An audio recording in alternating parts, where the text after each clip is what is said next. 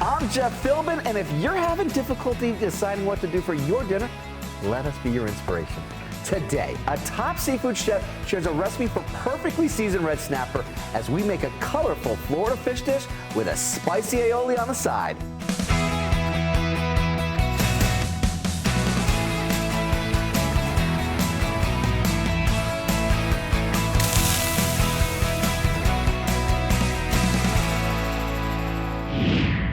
We're keeping it simple in the Dinner DeeAs kitchen, not just with an easy recipe, but with a chef's name I can't forget. It's another chef, though this one's with a G and not the J. I'm not going to hold that against you, all right? Good. But we're going to have some fun with it, and welcome to the Dinner DeeAs kitchen, Chef Jeff. Well, thank you very much for having me here. Now, this Chef Jeff has cooked for kings, sheiks, actors, sports stars, and a career that's taken him to over 50 countries, including 12 years in the military, cooking for generals, no less.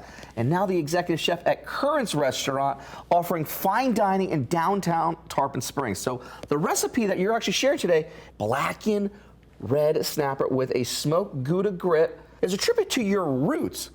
Well, blackened is on almost every recipe or at every menu in Florida. And it traditionally started with the blackened redfish. And Louisiana worked its way down here. And I've always loved blackened. This recipe, matter of fact, is one that I created when I was 19 years old. All right, so we're going right down memory lane here. Yes. How do we get started then with it? Okay, so what I'm going to do is I'm going to chop a little bit of the cilantro here. Okay. So we'll get this cut up, and if you would like, if you want to go ahead and add some of the ingredients into the bowl. I'd absolutely love to. So I got some red onions, it looks like. Yes. Okay. And do about half of those. Okay. And then if you would, go ahead and follow it up with the tomato. I can do that part as well. And we're going all in? All in. Okay. Very good. All right. Got some peppers here, it looks like. Tricolored. And we're going to just go a little bit of some green onions, it looks like. Yes. All right. And then follow it up with just a little bit of some salt here. Okay. There we go. Now, you got any tricks for cutting mangoes? Well, the seed, as you see once we finish here, is very thin. So if you cut around it, you see there's a seed. So you put that aside, but then you take a spoon, and actually you can use a glass or something like that also. But see how easy it comes out? So you're just kind of getting this just right underneath under it, the just skin. to scoop it right out. Right under the skin. And how do you find the perfect mango? Like, what are you looking for? Well, color for one. But before I took this apart, I should have showed you that there was a little stem on it. And if you pull the stem away, and it comes away really easy, kind of like a pineapple. Okay. You know, you pull the center, Yeah. you know, one of the stems out of it, and it comes out really easy. Yeah. If you do the same, it's ripe. Okay. You know, sadly, we go through so much produce in the world that they pick them green. And we go to the market, and when we go to the market, a lot of times you're getting an unripe product. So you have to let it set. Yeah. But, you know, we go to the market and we look and we find them with the tricks of the trade of pulling a stem or just, you know, tweaking a little bit, the smell, looking at how much natural juices are coming out of it. Totally. Does the firmness of it actually help you as well for what you should be touching when going to say, that's the one I'm reaching for? Definitely. Yeah. I mean, if it's really rock hard, guess what? It's not right. It's not ready. It's not ready, and chances are it's going to be very bitter. Yeah. And you don't want that. Yeah, you want something that's going to be sweet and those juices really start to open up and soften it. Right. So we're going to put the cilantro Cool. in there. Beautiful fresh flavors. Oh yeah, You know? and you know, a lot of the places that I've been, the cilantro, you know, when they use it and they cook with it, it is so aromatic and so refreshing. Nice. That basil and using fresh products is really always just so awesome. And it makes a difference. And it makes a huge difference. I don't know why anybody would want to grab, unless you're making something like this. You know, you're not going to put the fresh herbs in this. Yeah. The blackened seasoning, you're going to use dried. So, again, we're just going to dice this up a little bit, put it in. To grab the other Chef Jeff's recipe to make this for your dinner, just go to dinnerdeeas.com. It's all there with the amounts, the ingredients to follow along and print out. Fastest way to get to us is opening the camera app on your phone and pointing at the QR code we have down at the bottom of the screen. It takes us with a direct link to us. All right. So mangoes look like they're good. Yes, and while you're waiting, if you wouldn't mind, would you go ahead? Get some juice going here? I cut it over way. I'm ready to go. Now, what is that there? I mean, I got the limes here. Walk me through, y'all. I've got this bad boy here. The jalapeno, and I am not putting the seeds in. I absolutely loved how you just did that because you just rolled it just a little bit to be able to make sure that all those seeds came intact while you were de-seeding the whole process. Because now, what do we have? We just have a beautiful pepper to work with. Now we have the flesh, but what happens is a lot of people, when they cut them in half, they get the seeds out, then they're cutting them on the board. And then that's just not desirable. You know, if you're trying to get the seeds out, that's why you cut it this way. Very good. Okay. I love jalapenos. Yeah, they're awesome. I like datil peppers better, though. Oh, I can't wait. I think we're going to be having some fun with some datil peppers in a little bit, too. We will, yes. So we want to mix this. Okay. Get it all mixed together, and then we're going to put it in the fridge. Let it set. Now, how long can that sit in the fridge for?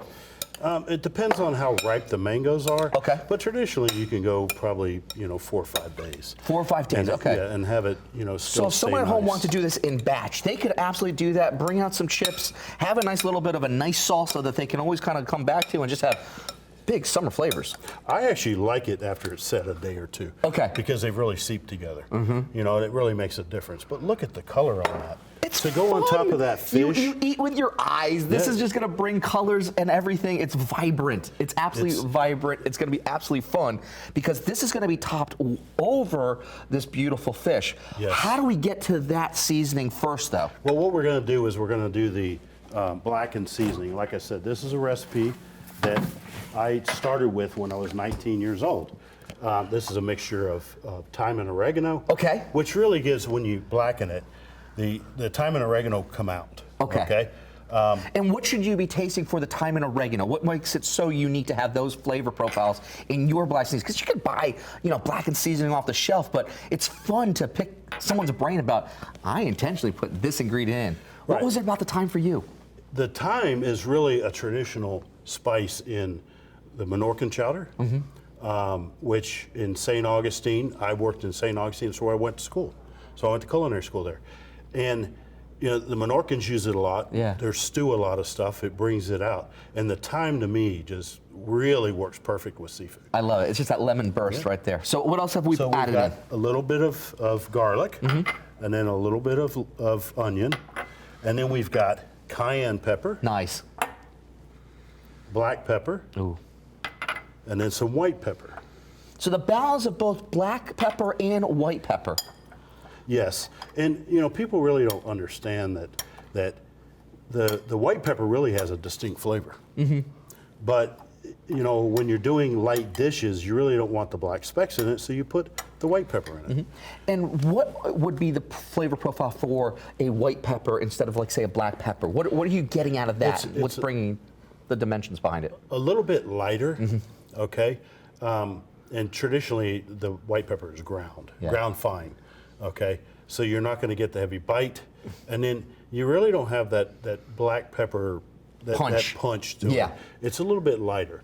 I really like white pepper, but a lot of people don't use it. Oh, that's going to be so well married together with this beautiful fish. I can't wait to get into it. What do we need to do next with this fish here? Okay, so with the fish, what we want to do is we're going to season. This is rice flour, okay? So with the rice flour, you go to Asian restaurants, right? Yeah. And you always wonder, why is it so crisp? Yeah. It's because, this is almost the consistency of cornstarch. So it's just super light, but it just absorbs everything just to give a nice crunch. And it really does. And then also another thing too is gluten-free. Currents has won a lot of awards because of the gluten-free. Yeah. Paying attention to dietary needs. Sure. And people don't realize that if you use the rice flour, you meet that. So because of that dynamic, easy to find in the grocery store then? Because it's been widely accepted for gluten-free tolerance. It used to be really hard. You go to the international aisle and you hope they have it. Yeah.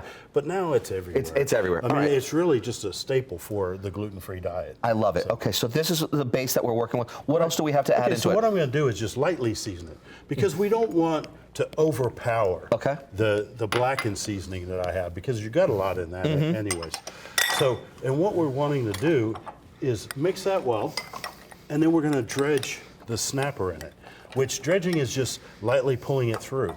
We don't want a heavy, heavy coat, but we want something that the blackened seasoning will actually adhere to. Okay. So we're actually going to dredge it, Okay. let it set.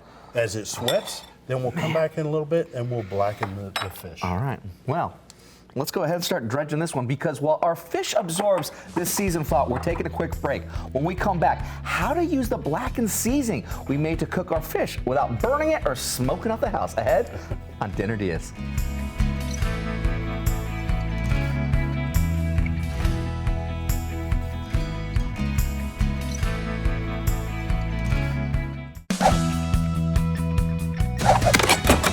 Welcome back to Dinner DeeAs. We're cooking today with Chef Jeff. No, not me, this guy. And by the way, great name, by the way. Oh, thank you. Your parents You had too. very good taste. You too. This Chef Jeff is Chef Jeffrey Blanchett, executive chef with Currents in the port town of Tarpon Springs, and he's appropriately bringing Florida fish from the menu today with us as he's sharing his recipe for blackened red snapper with smoked Gouda grits and a mango salsa, which we made before the break. All we did was we combined red onions, grape tomatoes, bell peppers, green onions, and just a little bit of salt, a little cilantro, diced mango, that beautiful jalapeno, with the finishing touches of a little lime juice. Then we prepared our blackening season, because blackened fish isn't burnt, it's seasoned. Chef Jeff's preferred blend is thyme, oregano, cayenne pepper, and sugar, salt, onion powder, garlic powder, paprika, black pepper, white pepper. Finally, we prepped our fish, seasoning flour with salt and pepper, and letting our red snapper absorb during that break. And it's still going to continue to absorb all of those beautiful, beautiful flavors. Yep. Now we're going to add the grits and just let's get them cooked. What's the trick to a really, really good grit? Well, the ratio of water, these are stone ground grits, so we want 4 to 1. I love it, because to grab Chef Jeff's recipes for these grits and the blackened snapper we're about to cook, visit dinnerdeas.com to print it out and follow along, or even watch this episode over again. Scan the QR code to find us now on your phone. So what do we have to do next to really let this snapper dance in that pan? Okay, so what we've done is we used the rice flour prior, and we dredged it in rice flour. If you want to just put some of the seasoning on top, and I'm very generous with blackened seasoning. Let's go. You want to go right in? Very generous. So yeah, that's perfect. I give it a little bit of a pat, and then we flip it over and do the same to the backside. So many people are so afraid to get too much blackening on it. The seasoning that I've made is it has a lot of pepper, but it's not really that powerful. So it's still going to be nice when we cook it up. So you can use quite a bit. I love it with shrimp. We do all kinds of stuff with it. Okay. I just want to get those last little bits all the way around, because I absolutely love when you get all those little flavors everywhere. It's like making a sandwich and only having everything in the middle. Yeah. You don't cover the whole bread. You might as well cover the whole thing and make it right the first time, right? Absolutely. So what do we need to cook this in then? Okay, so we're gonna put some butter in the pan. Okay. And we're gonna start with the skin side up. Skin side up? Yes, because when you plate for your presentation, you want to make sure that for the presentation that the flesh side is really cooked nice. And that's how we're going to get that. All right, very good. And now this is not going to be burnt, but we want to make sure that this cooks pretty well here. Yes, yes. So I like it, traditionally we use a cast iron skillet. Okay. And we get the skillet hot, and when you think it's hot enough, you get it hotter. So you just kind of go to that extreme And right there. a lot of times people use oil. I like butter. You like the butter. Yeah, Now, butter is better, right? butter is better. Is this going to be hot enough for you? You like this? Yes, and this is what you're looking for it's right going now? well. Yes, it is. Fantastic, because how long do we need to keep this per side? We're going to do about 2.5 minutes per side. 2.5 minutes Yep. per side. And when we come back, how we get these grits from good to great with our friend smoked Gouda, and how a humble St. Augustine grown pepper is the secret to a spicy aioli that goes great with this dish. Ahead on Dinner DeeAs.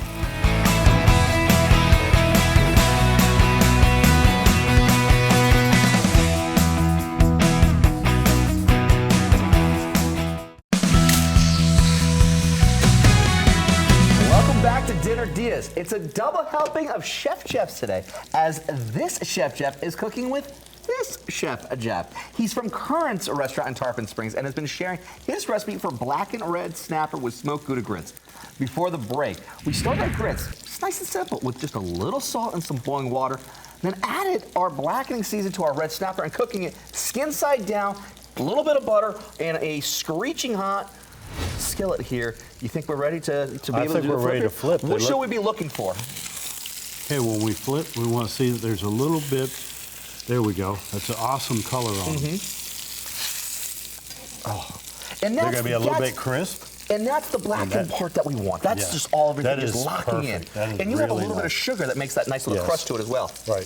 What happens is that caramelizes. And when it caramelizes, it creates another crust on it. What do we need to do with these grits? Well, we're going to add some butter. And then, I know this looks like a lot of cheese, but this smoked Gouda is awesome.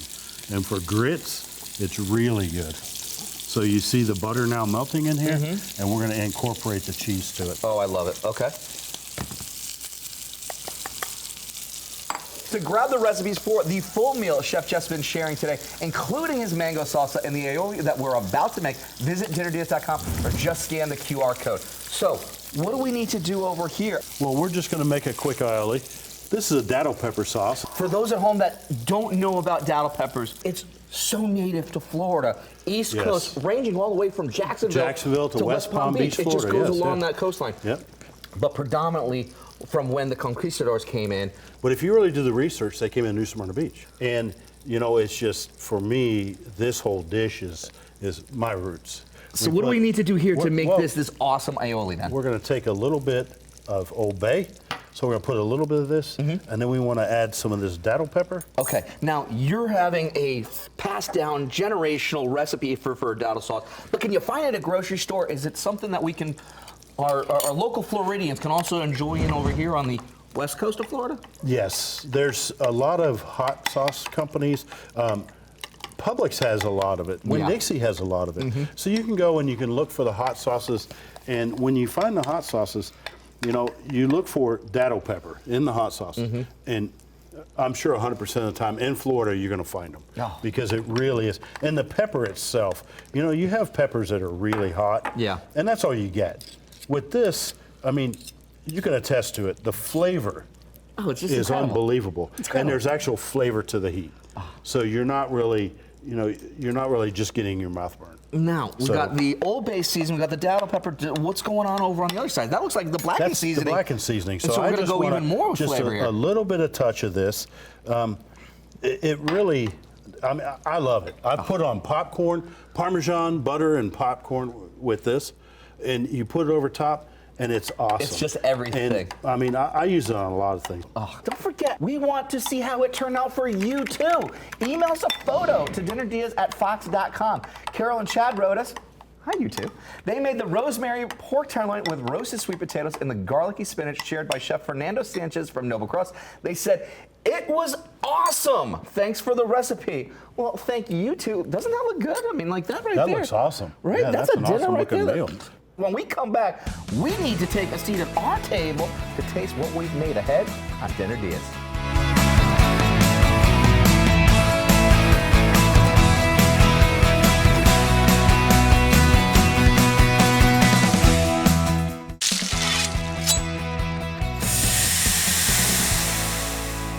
Welcome back to Dinner Diaz. We're making a Florida fish dish today with Chef Jeffrey Blanchette. He's the executive chef with fine dining restaurant Currents in Tarpon Springs, and he's been sharing his recipe for a blackened red snapper with smoked Gouda grits and a mango salsa with just that nice Cajun aioli. When we last saw this fish before the break, it was still in the pan. So how do we get it from the pan to where we're at right now?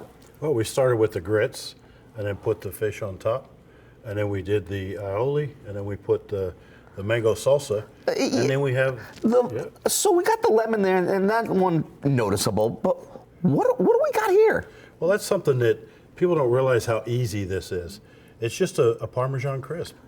And you could take just the normal Kraft Parmesan you have in your refrigerator and put it on, we use Silpats, which is the rubber mat, a silicone mat, but you can put it on parchment paper or whatever you'd like, put it in a pan, just sprinkle some on and put it in the oven, brown it up a little bit, and you've got a cracker. and it's an awesome garnish for plates. So at home, if you want to impress your friends, it's easy to make. Make it, put it on the plate, and they'll be totally impressed. And it's malleable, so you can make cool shapes with it. Oh, yeah. You can use it as a vessel to really transfer some great dishes inside this too. And get a lot of height to your plate. I love it. All right, speaking of the plate, this is the best part of the show, my friend. Yes, this is it when we is. get right into it. So, you ready to dig in? Ready to dig in. Let's do it. Now, this fish looks absolutely fantastic. Walk us through these flavors. What should we be tasting for? So I went into the grits with a little bit of fish, so Okay. I got a lot of the cheese in the grits, which I love. And then a little bit of the blackened with the aioli. I really like to get the fish alone by itself because it has so much. So, those flavors are all rock and rolling, but let's not forget about the salsa. That hot-cold combination is absolutely awesome for a summer meal. Oh, without a doubt. Mixing this with the fish is just, it makes it awesome. It really flows. Thank you again to Chef Jeff with a G. Yes. Let's do this right. A link to Current's restaurant is at dinnerdeas.com, which is also where you can go for the recipes for this favorite Florida dinner of his. I'm Jeff Philbin. Thanks for watching, and see you next time with more Dinner Dias.